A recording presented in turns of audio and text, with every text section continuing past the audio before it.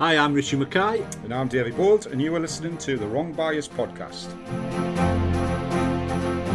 And on show 66, we are joined by Irish internationalist Shauna O'Neill.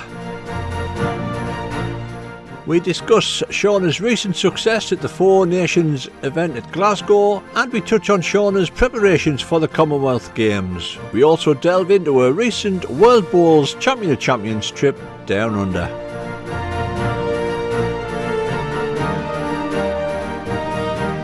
And we discover what AI thinks of the Wrongbias podcast. As always, many thanks go to Greengage, Jack and Ball, Bowls International, Renton Wealth Management, Pentland Precast and Ultra Bowls for all their support. And of course our pocket rocket, Miss Jacqueline Henderson.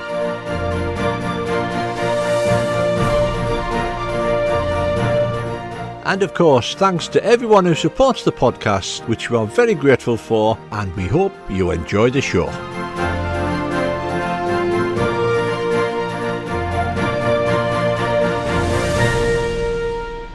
And welcome everybody to show 66 of the Wrongbias podcast. Well, this is the first, mate, isn't it? When was the last time we were sitting face to face doing a podcast? I think it was South Shields, the first one, wasn't it? I think it'll be close to that, mate, I know, because we... Oh, no, maybe we did, I think we did Devon Cooper. Aye. As the second one, I think, possibly, and then maybe another. And then we went technology. Technology went all up. Techno. Yeah, we just couldn't stand the sight of each other, so we're split up and done it from Zoom, sitting in our boxes. Show 66, we've got a cracking chat with Shauna O'Neill, Irish international young gun 26-year-old who I met in the Four Nations, obviously selected for the Commonwealth Games. Since we've been on, Scotland have named their squad mate, probably the three names that were expected, Alex, Paul and Jason. Got a feel for Ian McLean, mate, had a good 12 months. Yeah, Ian and Stuart, I would say as well, yeah. It's one of those hard things, isn't it, when you've got a deluge of talent there and pedigree in the sport and medals, and it's always going to be a hard choice. Of course, he went over to Australia recently and won the Champion of Champions. His record's phenomenal. I mean, he's obviously absolute top-notch player, and it was probably a shock. No better way than to prove the selectors wrong by going out there and doing the business over in Australia. So congrats to Ian. Yeah, and well done to Alison Miriam, who won the ladies, Alison Miriam MBA, I'll get wrong for that, who won the ladies title over in Australia as well. While we're up doing the Four Nations, mate, Malaysia, I know you like Malaysia, they're all using XGs up on Glasgow, so I think they're all going to use XGs in the Commonwealth Games. I had to laugh because we used to get there to set the cameras up. First game was 8:30, they got there about 7:45. I went in the top corner doing the warm-up, doing the exercises. And do you know what it is? That's why I really like them, because they are really, really professional, and, you know, XGs is just the bowls they go for, but whenever you're at tournaments with them, you know, you watch them and the coach is there with a video camera and he's going through the game, and then it's what you don't see behind the scenes. It's the sitting down and watching your game back and seeing what you could have done right and what you could have done wrong, and they take a really, really professional approach to it, and it's good to see. They look great, the kits are always good, they stand out, and best of luck to them in the Commonwealth Games. I laugh because I had a chat with Paul and Alex. We're sitting watching them, and I'm pointing. I said, Paul, Alex, how long have you been playing? They've said so many years and whatever. Have you ever done warm-ups? Alex straight away, no. Paul, if I try that, Richie, I'd do myself an injury. It's like all sports, I suppose. If we wanted to go down the professional route, we should do, because we use a lot of muscles that we don't realise we do. And, you know, it's if you're not loosening them muscles up before the start of a game, it could be the difference. So there's reasons for it. Yeah, I mean, I've noticed recently, the last couple of months, the first half of the game, I just kind of get into it. My legs are stiff as hard, Nick. My delivery comes out like a king Edward. So anybody plays in the outdoor, they just throw long ends up, because I'll not get them up. It's like when the centres used to be closed over Christmas, you know, and you'd have that break in between Christmas and New Year where the holidays were, and you'd come back in your first game, you'd be knackered after that first game. You'd be aching the next day. And it's a sport. We use a lot of stretching, using your hamstrings, everything. So credit to them. And, I think it just comes across as a bit of a shock when you see it, because we're just not used to seeing it. But actually, it should be a big part of things for me. I mean, there used to be a lad out of outdoor clubs called Jeff Morn, not with us now, God rest his soul. And he used to do the stretches. And I'm looking, I'm going, what's he doing here?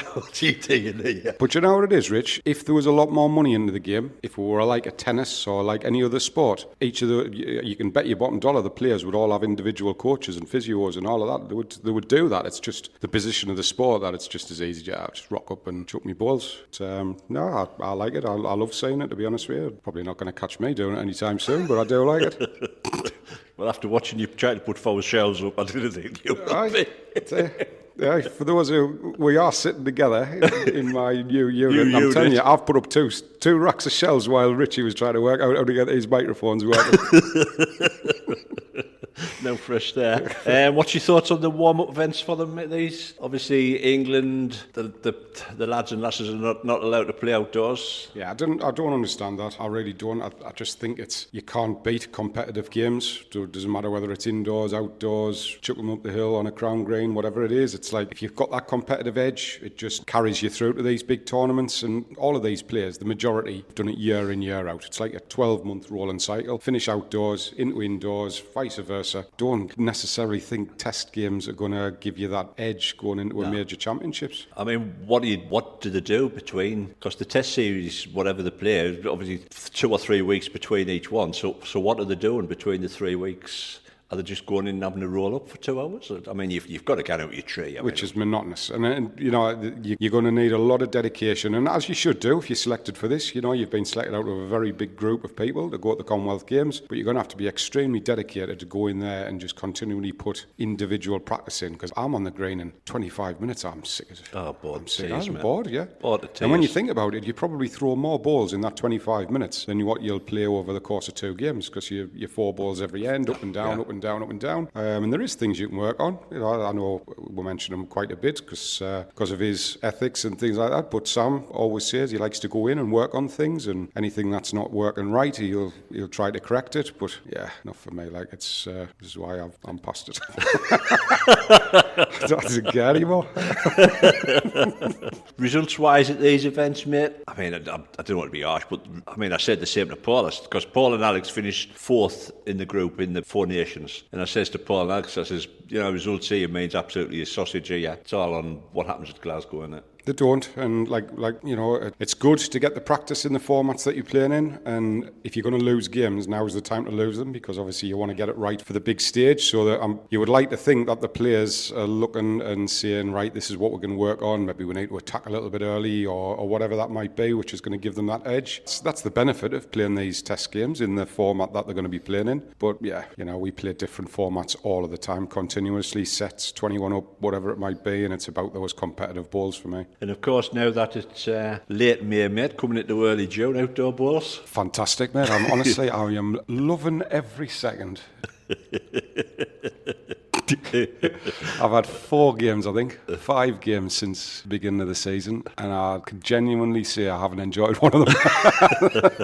We've said it before. I know. I think the greens are just getting worse every year. They are getting worse. I know the UK's weather doesn't help a great deal, but my God, you're just chucking them. As you say, your favourite saying, you're just wanging one up the middle. Yeah, you're just launching, and that's the depressing. And the reason I haven't enjoyed it, you know, I don't mean it as in I'm not enjoying it with the people that I'm playing with, etc. There's nothing worse than being in a position where you're letting go of a ball and I'm going to clue what it's going to do. You're hoping it's going to stop, or you're hoping it's up, and you launch one ball and it flies through 4 foot, and you go, I'll just take that little bit of 4 foot off, and you're 6 yards up the green, and you're going, what the biggest issue with outdoor balls now, and the one thing that's going to cost players leaving the sport, or at least leaving outdoor balls, is the greens. Yeah. And for me, in a big strategy of what we need to get right in the sport of outdoor balls, that for me now is the pinnacle of where we've got to get to, because if we don't get these greens right soon, our sport is built on the older age group. Yeah. We've talked about it, and you know, whether people like it or not,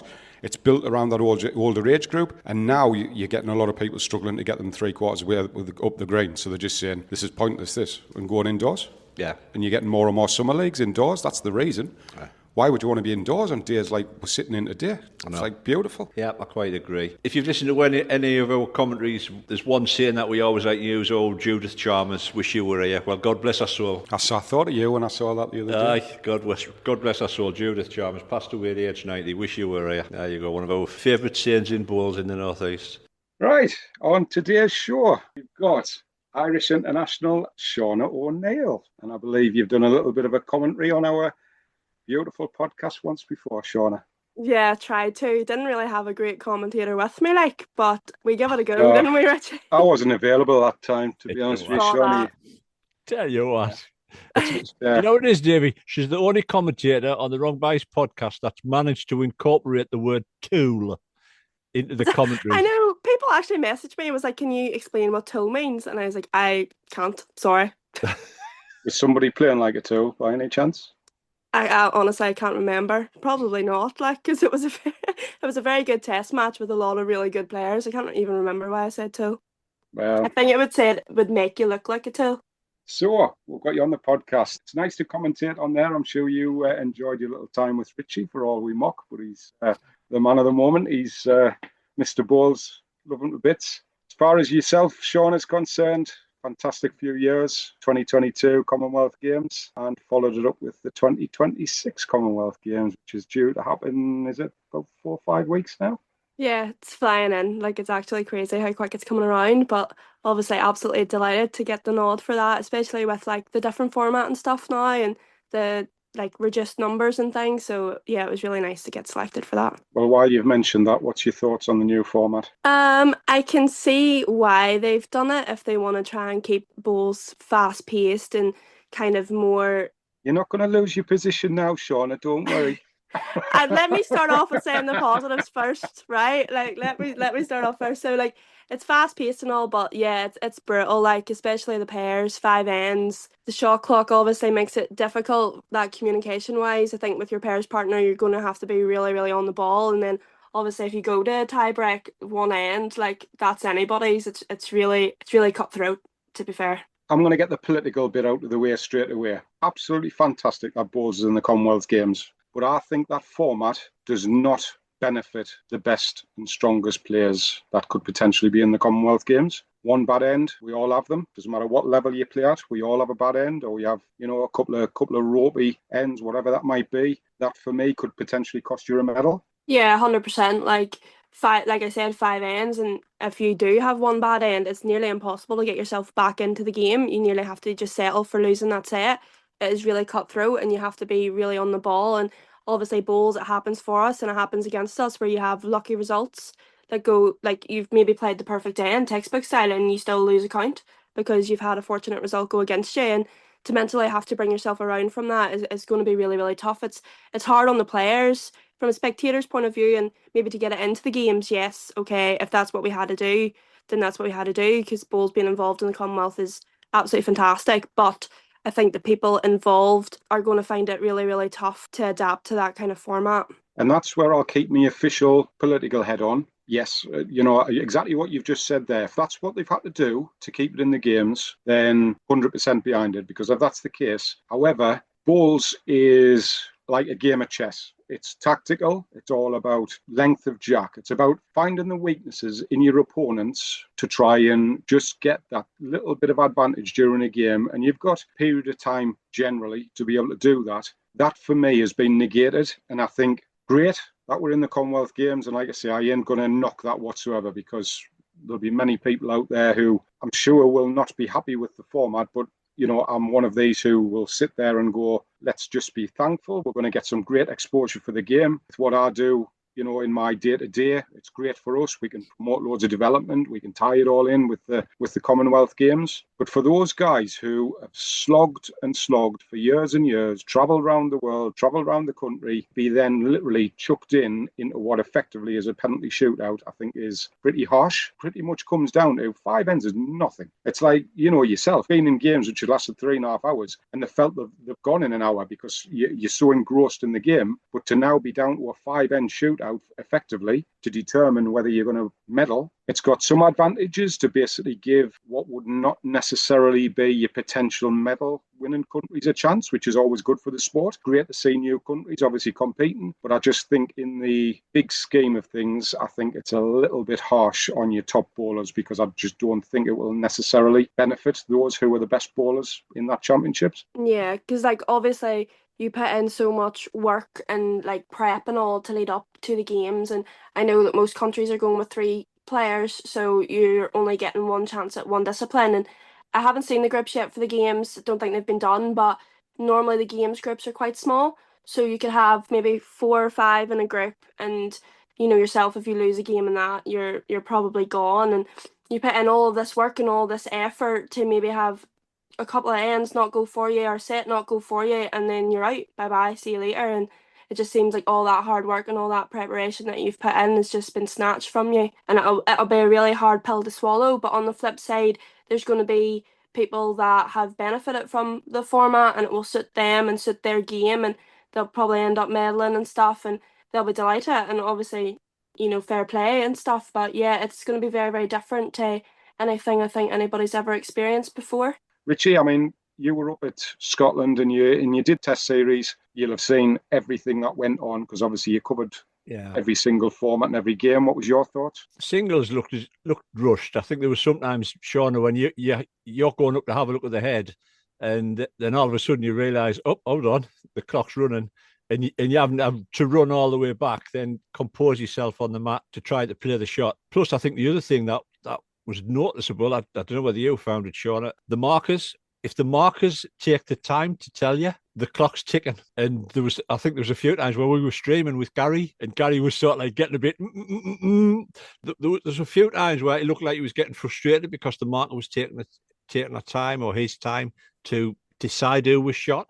Obviously, he couldn't go up and have a look. Did you feel rushed in the singles, especially?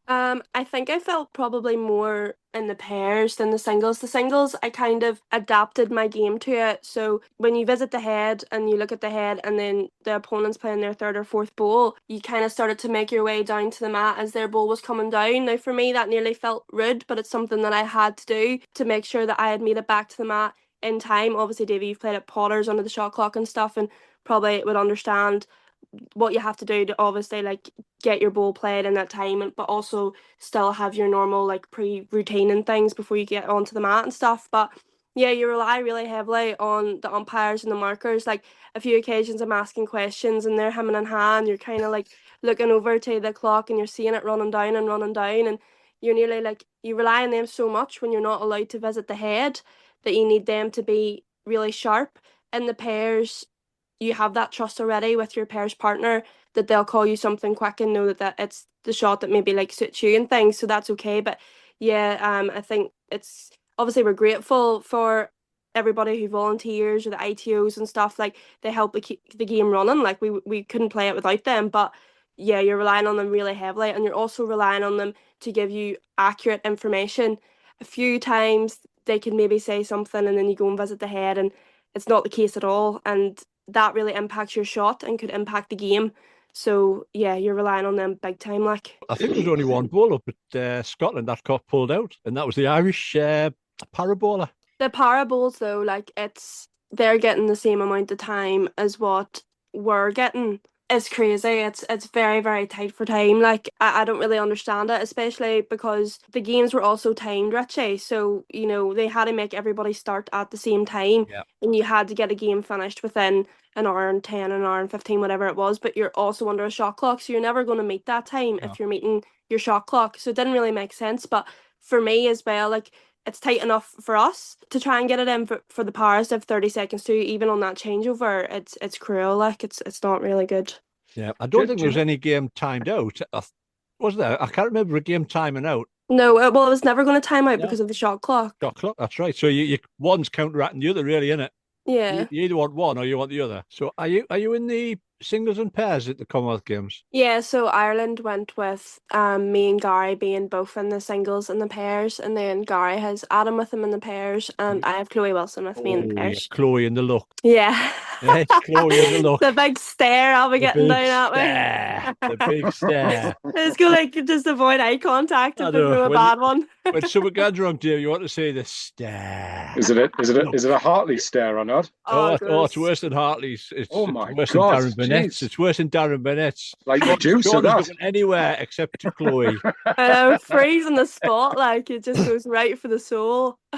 Have you decided which way you're going to play around, or are you just taking it as it comes? No, we've decided now after Glasgow, Chloe's going to lead up and I'm going to skip it. So we're really happy with that. Obviously, put in a lot of work and stuff. Me and Chloe's great friends. We play a lot of bowls together as it is. So we're hoping to have that friendship on and off the green will hopefully get us the results that we're after.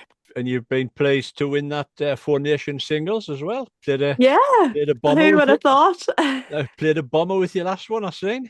I I mean, know, I heard it was because there's a shot clock and everybody was rushed. That was all I heard. I know, I just flung it down. She came down, had a look, and then she had to run back up. No, it was good. I was obviously delighted because the field there of players was unbelievable. Like it was a really, really tough test, and obviously everyone's kind of in the same boat where.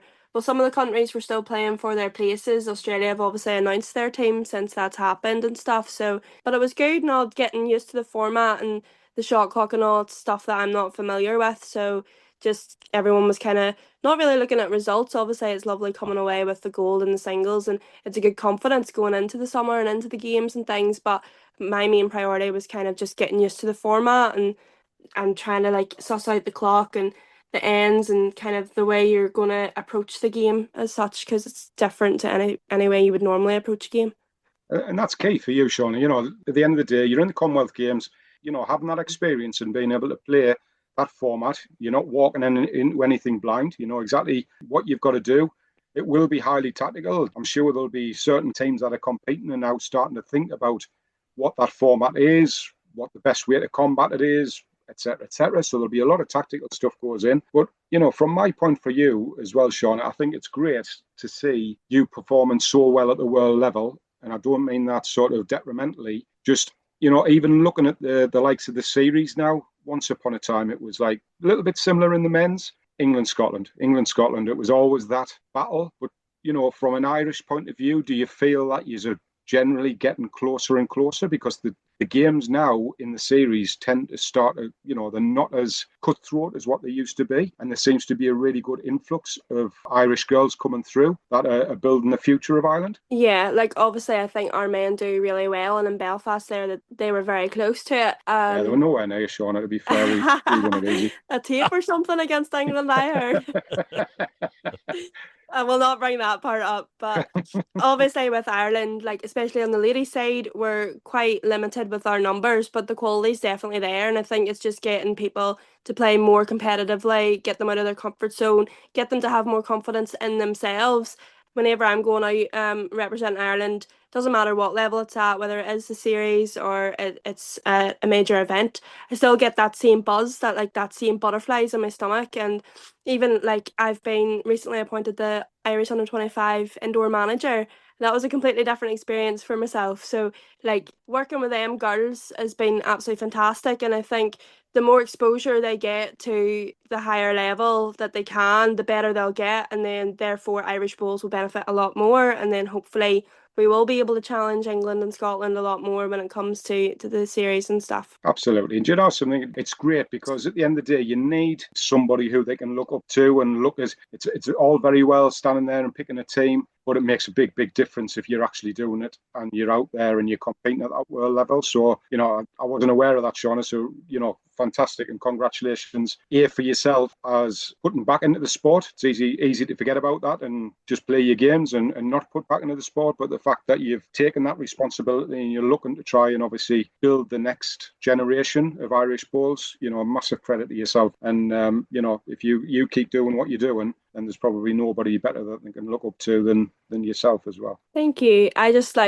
obviously started at that level, at under 25 level, and I had a manager who was really inspiring. She was playing at the highest level, and she really encouraged me and just gave me a lot of confidence, and everything was positive, a lot of positive energy, and that's kind of what I want to put back into the game for the younger girls to like and try and get numbers up as well. Like I said, we're so low in numbers here. If I can just get more younger women attracted to the game, then it's just going to end up helping Irish bowls in the long run, really, isn't it? Is that due to the general situation across all of the British Isles countries that, you know, in England, it's about a 60, 66 and 34 split, something like that on men to women? Do the women still play? Do you games during the day when normal working women are playing sort of at work, or is there a lot of restrictions in place in Ireland that are stopping more women coming into the sport? I think for outdoor that is the case.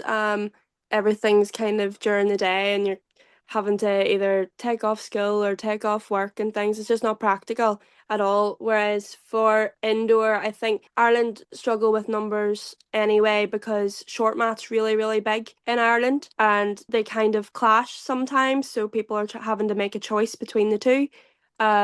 Whereas like now I know that the Irish Short Mat Bowls Association, they're really trying their best to make the calendars work with each other, with the indoor and the short mat, so that you don't have to make a choice. Because I do play both, and I found myself having to make a choice a lot. Whereas this season past, I didn't have to, the way the calendars worked and stuff. So that really helps. But obviously, Ireland, we only have 3 stadiums, like in the whole of Ireland. So it's not easy because a lot of travel and a lot of commitment is needed to put in for it and things. So it's not easy, but such a great game, and obviously if those opportunities are there for younger women or younger men, the doors are open and it kind of gives them a taste of the highest level and the opportunities that are there for them and where they could go, then that will hopefully maybe like give them the bug. Everyone talks about the Bulls bug. That's hopefully they can all get the numbers up. Definitely, which is great. And God forbid, crikey, one day people will start to realise that there is a direct correlation on actually stopping from women playing at the times that they're able to play and actually increasing the amount of women who play in the sport. It'll happen one day, honestly. I mean, it's not like we've banged the drum for the last 20 years, but we will get there.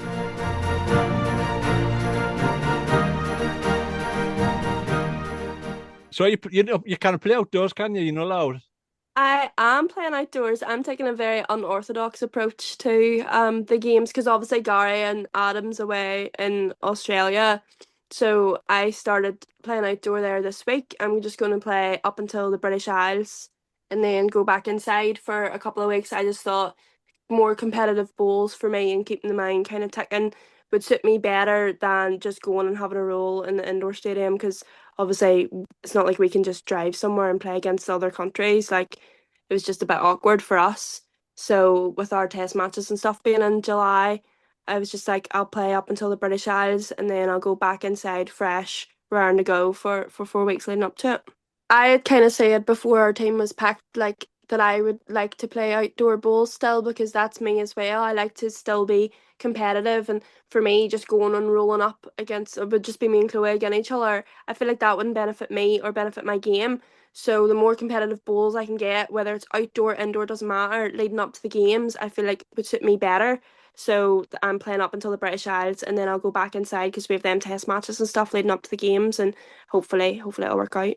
If you lose that competitive edge and you haven't competed for 3-4 months, that's no preparation. Even these test series, to be honest with you, you're sort of going through the motions because it's like, yeah, it's great. It's like we want to win the games, but it's not really sort of nitty gritty stuff. I'd be chucking everybody into the mix and basically making them trying to qualify for nationals and saying get yourselves out there. I mean, it's that mental, psychological like side. For me, bowls is like 80% mental. Like it's literally maybe even 90. Like everything that goes on in your head. Like your head is your biggest either like gift or your biggest demon. Like you need to have it 100% clear.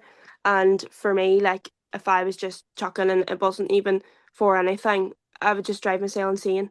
So that's why I was like outdoor. I think for me is the best route. Like for myself. I think it's a really, all of us have played indoors, outdoors for so many years. Why they would all of a sudden just think that completely making you play indoors is going to make you in peak condition going into these Commonwealth Games just seems a really, really strange choice from the hierarchy. I just didn't get it at all. But hey, that's why they're there and I'm not. How did you enjoy Australia and your champions? Loved it. So I did. It was really good. I came back paler than what I left though, and I came back with a cold, which is That not yeah, on my that can be possible. That it was not on my bingo card at all, like, but no, it was a great experience. Again, like sets play and stuff was good. Pairs was 7 ends, which was nice, and the tie breaks was 3 ends with shots counting, which I personally prefer. But no, it was good. There were long days, hard days. The carpet wasn't really what I was expecting, but yeah, happy to walk away with a bronze. It was nice. carpet looked heavy. Really heavy. I heard it was freezing cold in there. Is that right? It was, yeah, because it wasn't like a fully enclosed indoor. You were still kind of exposed, especially if you were on like A green, you were still exposed to like there wasn't much wind, like to be honest, but if the wind did pick up, you would have been affected by it. It was completely open. The first thing in the morning games was absolutely Baltic, and the evening games was colder again. If you watched the live streams, probably because it would have suited Yeah. people at home to watch the live streams for our evening games, it would have been morning time back at home.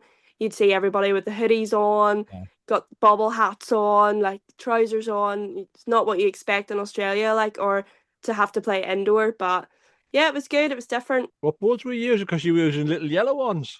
They were absolute bricks. I use GTRs whenever I go over to Australia because usually their surfaces are like fast and you need a narrower bowl to kind of compete with them. And I knew that the stadium wasn't completely enclosed, so I was scared in case my bowls did get affected by the wind that I would get really punished with my aces. But that wasn't the case. It wasn't like that at all. It was heavy and it was really narrow, and I was taking outdoor lines with them with yellow things, but they went all right. They went all right. Got to say, them yellow ones didn't take much land, did they?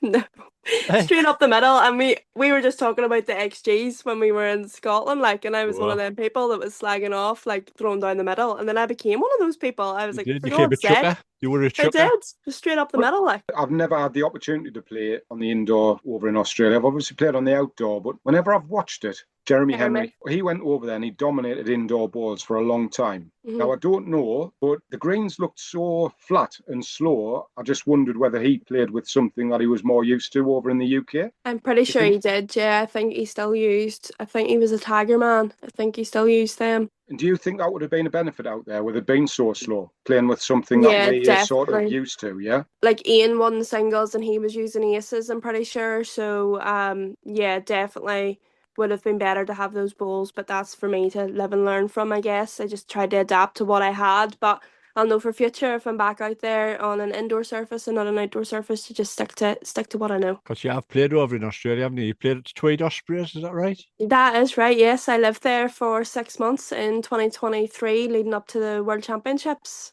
So it was a great experience. Loved every single minute of it, and they were a great club to be a part of. Is it a different world? We always when we first started doing this, we said all roads lead to Australia, didn't we, mate? All the roads, everything, Australia, that's the way we've got to go. And then I got about halfway through the podcast, I'm going, oh, I'm sick of it now. I'm sick of it now. Not all the roads didn't get to Australia because they can't be like that.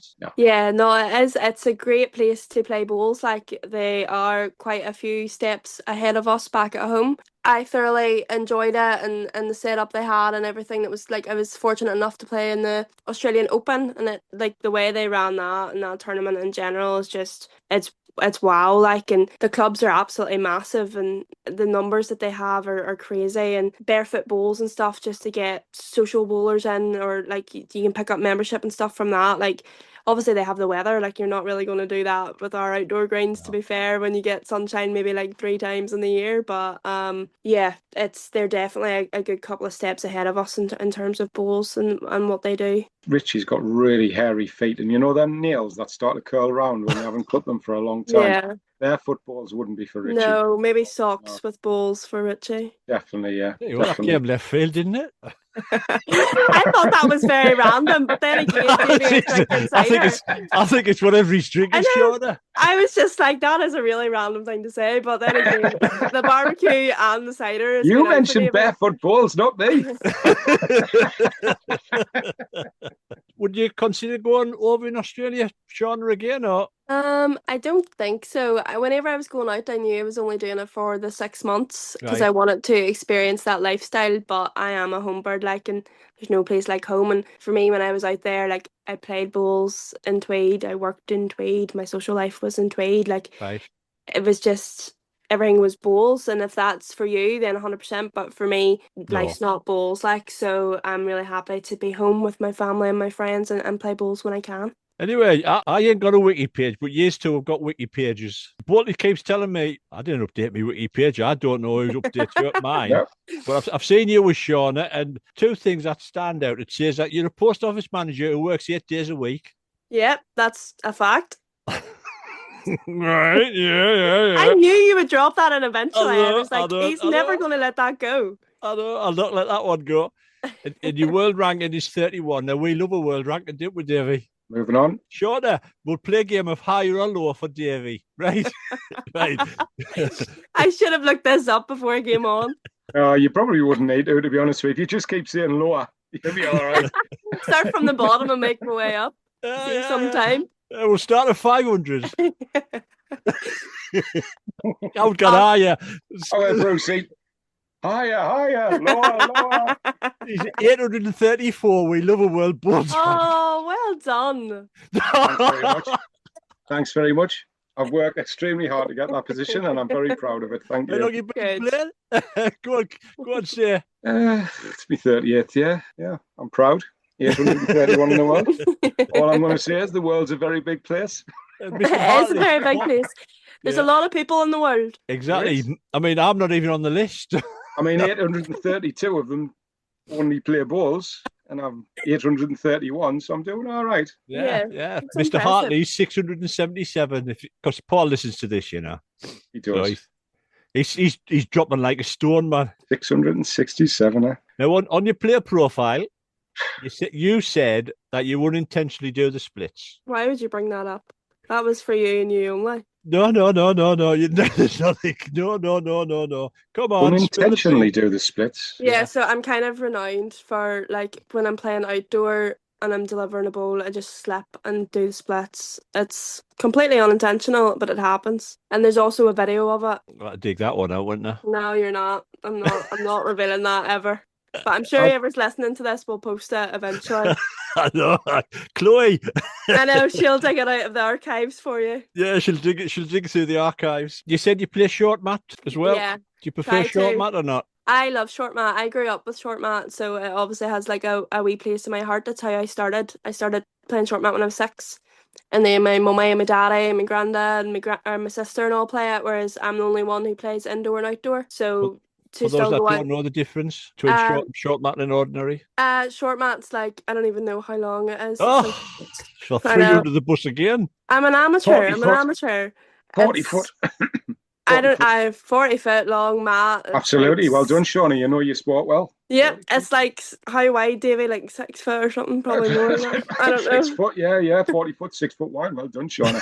Oh, you're absolutely nailing these. And it's got a wee stack in the middle. Wee stick, yeah, that's called the diamond or something, isn't it? Or the block, one of the two. We call it a stick, but I think they call it a block. It doesn't really matter. It's basically a wee stick in the middle, and you have to chuck your balls around it to get to the jack. And it's very fast paced. It's quite aggressive because, like, it's quite hard to draw yourself out a baller sometimes. So, and it's a great game. I love it because, like I said, I get to play with my family, and it's what I grew up with. And it's a massive stepping stone in Ireland for people to get introduced into bowls because it's like so popular here. Then the next step is to go into indoor and outdoor. But no, it's great. I love it. So why did you go into full mat? A cringe story, but it's genuinely the truth. I watched the Commonwealth Games in 2014 on the TV and seen people obviously from Northern Ireland, and I was like, wow, like that's maybe something I can do, which why I think it is so important to like broadcast and stream games as much as possible, because I do feel like people do start bowls when they see that, to be fair, because that's what happened for me whenever I seen outdoor at the Commonwealth Games, like in a multi-sport event. I was like, wow, that would be class to be a part of. And then the under-25 manager, Mandy Cunningham, came to a short mat day like later on that year and was like, would you be interested? I was like, yeah, I would actually like to start. And went up to Belfast at the start of 2015 outdoor season and got a bit of coaching, and that's kind of how it all started for me. You were right, like that was really cringe. But anyway. Yeah, I warned you before I started. I literally warned you, but you asked the question. Yeah, I think you are right. You know what it is. It is great, and I think it is an important thing that we need to promote all of these. And I think that's the great thing about obviously the streaming, and we're seeing so much more bowls on social media, a bit more on TV, and national championships are all getting streamed now. And if that doesn't inspire people to obviously want to play at that level, then I don't think anything ever will, to be honest with you, because, you know, it is the pinnacle of our sport. Look, we all know we're not going to be millionaires playing it, but there's nothing better than competing for your country. There's nothing better than winning national titles. That's why we slog our backsides off all year to be able to do it. So no, I totally agree. I think it's a great thing. And the fact that you've moved from short mat, and again, this is my work head on, just shows that instead of fighting for all of these individual formats that we all fight for, indoors, outdoors, crown, green, short mat, it should just be bowls, because ultimately that's all it is. And I think it's a great opportunity that you can actually play all of them. You could literally play any format you wanted to, all the way through a year if you wanted to, if you were that way inclined. No, I think it's great. I think it's a great story, to be honest. I quite agree, mate. I quite agree. When you think you 2014 and then 8 years later you're playing the Commonwealth Games. I know, that was mental to me, to be fair. It was crazy. I bet there was an old lump in the throat when you were standing there. At the Commonwealth Games, Yeah. the opening ceremony, it is one of the most surreal experiences of my whole entire life. Like, the buzz of walking into that stadium, and then they announce your country and you're walking around, you see all these lights and all these people and just the atmosphere around it. Like, it's so hard to describe. And it literally went in a blink. Like, it's fuzzy nearly remembering it, because it was just like the most surreal thing to ever happen, really. It was unbelievable. I always remember Stewie Airy, before we were about to walk in the stadium, or as we were walking towards the stadium, he said exactly that. He says, Dave, make the most of every second of this, because he says it'll go in the click of a finger. And he says, you'll be out of that stadium before you even walked in it. He says, so just embrace it and like sort of just enjoy every second, because it is.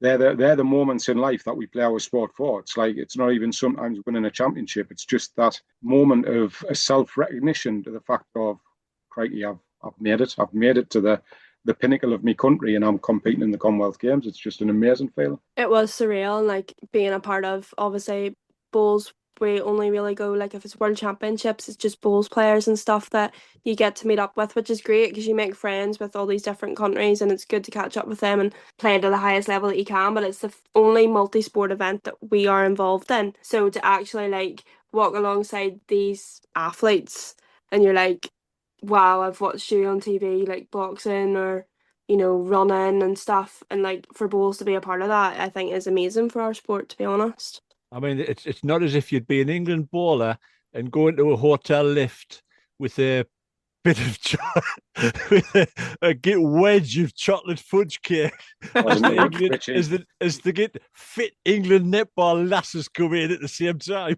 Richie, yeah. I've got to correct you there, because it wasn't even just one wedge of chocolate cake. There was about 7 on the plate.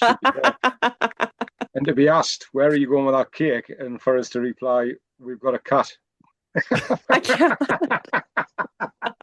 Great times. I remember the Brownlee brothers coming over to us and saying, I've watched you, Dave. You're a complete athlete. Athlete, chiseled.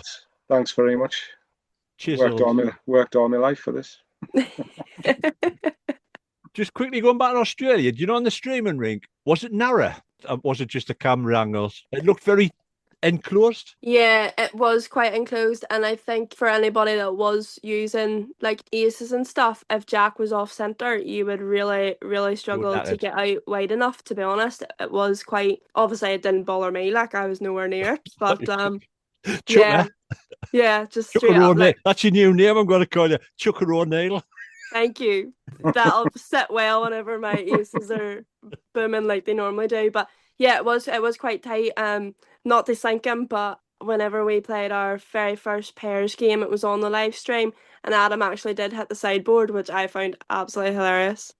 It was really funny. And then I chucked my very first bowl in the ditch, and we still somehow got 4 that end. So there you go. Well, Shauna, it's been a great conversation. From my point of view, I just obviously wish you the best of luck. Obviously, if you come up against England, never mind, but keep going. Keep going. There's always next year, as they all say. Always 4 years' time. Only joking. Obviously, I'll be completely neutral. Psych. On the bright side, hey, you've got a massive plus on your side now, and Richie will confirm this. Everybody who comes on here within 2 months win major national title or a world title or whatever it is. Yeah. So no pressure. No If pressure. you don't do it, Shauna, you are never coming back on again. And that includes commentary as well. So if you had any ideas of a commentary career, that is gone as well. So yeah. I feel like you were trying to put me off getting the medal here. No. Excuse me. Good point. Point taken. No, but honestly, best of luck. I do really, really wish you the best of luck, and wish you the best of luck with your management career. I hope that progresses, and obviously we see you potentially managing that senior team in years to come when you're about 94. I mean, only about 15 years to go, so yeah, not long. I don't have long left, I don't think. But congratulations on your career so far. It's great to hear your story of how you've progressed from that short mat to actually getting to the Commonwealth Games. If that's not a really, really positive story that younger players can ever sort of look up to and want to follow, and as we've said before, nothing ever will. So the best of luck to you as well. Thank you very much. Well, I'd never met you before. I'd met you the first time I met you up at Glasgow, and you were absolute diamond. You were absolute little star. You're an absolute lovely person to talk to, and to sit next to one of the comms. It was a pleasure, and I wish you all the best at Glasgow. Thank you. Not what he says. I hope you get gold medal. Oh, Richie, you're my favourite now. Thanks. There you go. Hey! Dave, you'll not tell you about my tipping ability, mind you. Yeah, I was going to say, that ain't a compliment, Shauna. You are knackered now, I'm telling you. My last tip was the Titanic wouldn't sink. Oh, I'm a goner. But no, yeah, absolute down. I wish you the best of luck at Glasgow. Enjoy it. Enjoy every moment. We'll get you back on after it, come rain or shine. And best of luck going forward. You're absolute star. Thank you very much for having me. Really enjoyed it. You're more than welcome, Shauna. You've been great. And like I say, I do wish you the best of luck as well. Thank you.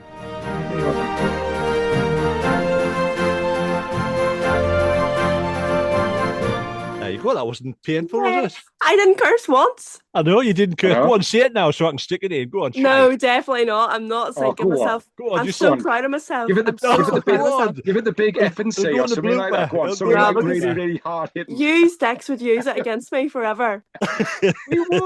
We would never do that. I would. I know you were brought up in a nunnery. Something like that. Sister O'Neill. That's what I try to play off to people, to be fair. Just something like, just something small. Like Christ, Richie, you look rough as shit. Arsenal. You're an arsehole. You had said that as your ringtone. And you look like an old ball bag. That's what you need to say. That would be your affirmation, like, them things that people listen to in the morning, to, like, affirmation things. Richie just would play that on repeat. If I said that. Can't stand the fella, Shauna. Can't stand him. I've had better Arsenal than you look like, Richie. Something like that. You're giving me a lot of great ideas here, Davey. Thank you. I wonder if I'll get away with leaving that in. Yeah, of course you will. Just bleep it. Just think, Shauna, that's what you've got to look forward to in another 25 20 years time. I'll be 20 years. Hello. You'll not give a shit. Arsenal. Hello, Shauna. Get her on the podcast. I'll be you'll not give a shit. Arsenal. And you'll whinge about everything. Trust us. That's me now. To be fair, yeah. And here I was thinking that Gary was the biggest whinge I'd ever met. No. It's changed. No, I'd smash Gary out the court. Don't you worry about that, Shauna. He can knock Gary out the park. Oh, I'll tell you, no competition. If there's somebody who can whinge about balls, I'll tell you, I'd be world champion 15 times in a row. I'm telling you now. Wow. Absolutely.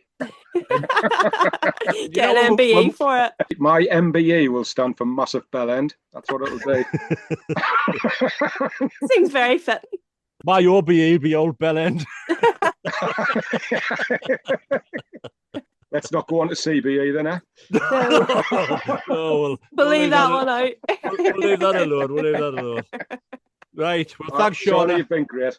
No, thank you very much. Really, really enjoyed it. Thank you. Yeah, it's been a pleasure having you on. Watching you at the Commonwealth. Thanks. Yeah, Thank you. See you later. Bye. Take care, Shauna. Bye.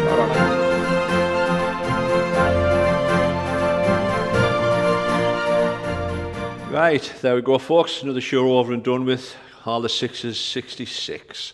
Cracking chat with Shauna O'Neill. Smashing young lady, got her head screwed on. Achieved a lot for somebody who's only 26, especially over in Ireland, mate. Came across really well. She did. Really, really nice. You know, I haven't really had a great deal of opportunities to ever talk to Shauna, but just listening to her today, I think it's great that she's putting that time back in, trying to bring the next crop of under 25s along, and I don't think that can be underestimated. I think seeing somebody at that age, seeing what she's done already, a 26-year-old, that's, you know, it's got to be the sort of impetus for those juniors in her team to think, I want to be the next Shauna O'Neill. Yeah, simple as. especially when she said she'd just started, lawn bowls in 2014. Yeah, and come from short mat, which is a great, and it just shows that progression of, we've got all of these different formats, and it doesn't matter which one you play, you can come in, it's about hand-eye coordination, and you can turn your hand to any of them, which is fantastic, I think. Yeah, and even though she didn't know the size of the carpet. Yeah, she didn't.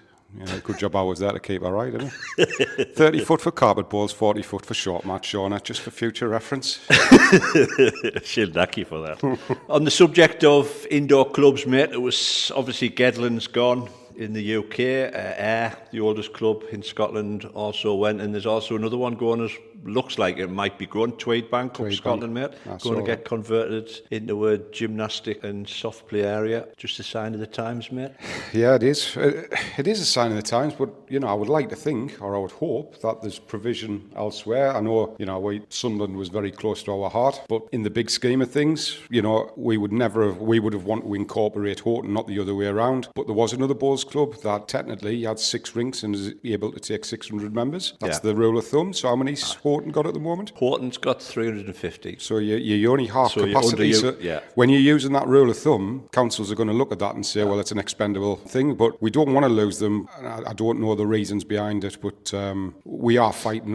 You know, we've done some research in universities, and we're trying to fight that angle of the cost implications to the NHS by losing these facilities far outweigh the benefits of selling them or getting rid of them. But there's only so much you can do once a council's made their mind up. And obviously there's big flip-flopping in politics now. New you know, reforms had a massive overtake of the political sort of scene. So what are they going to come in and do? Could be totally different now. It's like you just don't know. I don't know. Could be indoor clubs open up left, right and centre. Yeah. That rule, I mean, you did mention, was it 100 members per rink? I mean, that came in when the sport was at its peak, really, wasn't it? And now you use the same rule. You're never going to get 100 members per rink, are you? No. To get a new venue open. No. I mean, a 4-rinker maybe, you'd have a chance if it was in an area where you didn't have any and there was a lot of outdoor bowling greens. That's the key. It's your circulation of outdoor bowling greens, because we all know they all amalgamate and come into the indoors, which you see at Horton, and, you know, we get quite a few through its South Shields from the Sunderland area as well. But,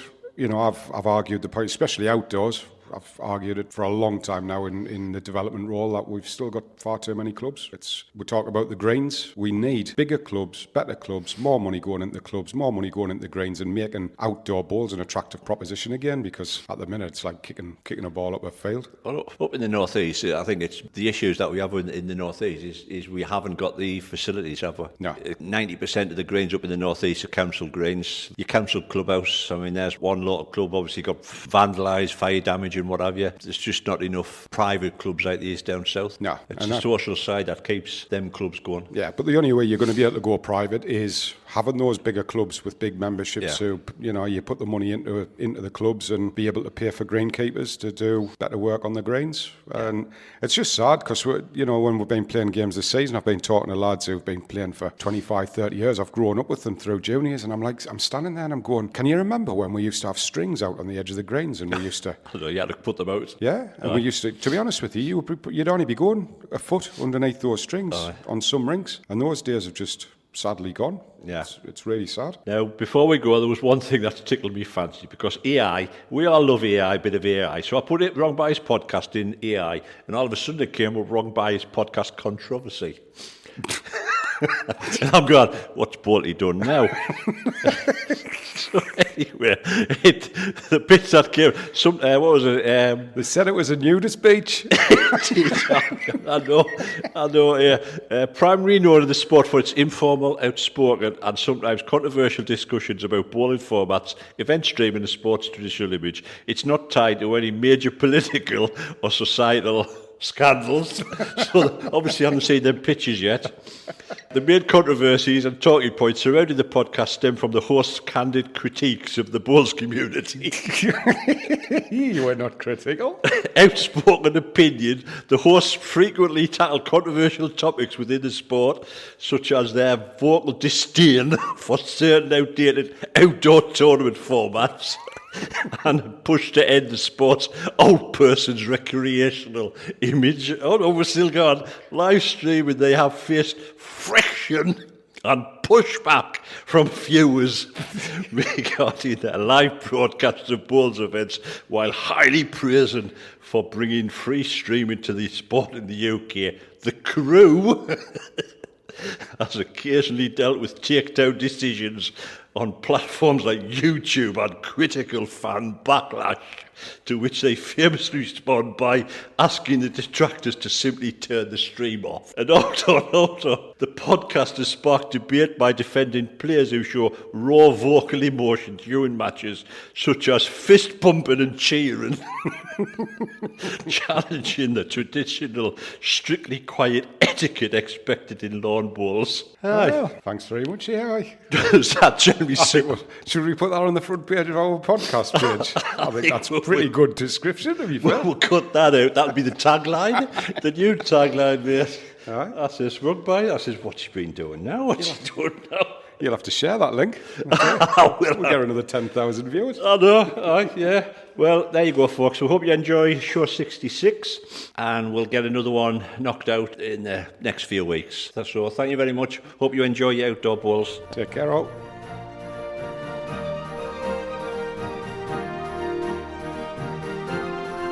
Thank you for listening and hope you've enjoyed the show. This has been a Dodgy production.